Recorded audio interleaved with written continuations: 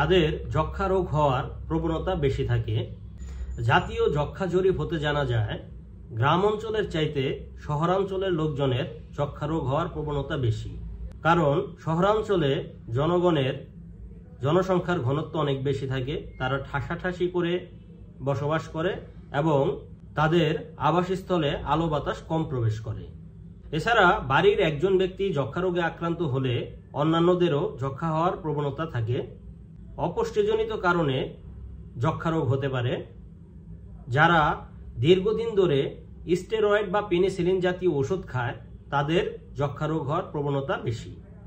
শরীরে যদি রোগ প্রতিরোধ ক্ষমতা কমে যায়, এছাড়া যারা দীর্ঘদিন ধরে ক্রনিক কোনো ডিজিজে ভুগছেন, যেমন দীর্ঘদিন ধরে কারো ডায়াবেটিস আছে অথবা ক্রনিক কিডনি ডিজিজ আছে, এমন দীর্ঘদিনের কোনো রোগ থাকলে তাদের শরীরে যক্ষা হওয়ার প্রবণতা বেশি থাকে।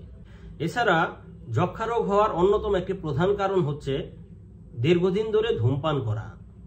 যেসব ব্যক্তি HIV ভাইরাস দ্বারা আক্রান্ত অথবা যাদের এইডস রোগ হয়েছে তাদের যক্ষা হওয়ার প্রবণতা অনেক বেশি থাকে। জরিপ থেকে জানা যায় একজন সুস্থ ব্যক্তির চাইতে একজন এইডস রোগে আক্রান্ত ব্যক্তির যক্ষা হওয়ার প্রবণতা প্রায় 16 গুণ বেশি।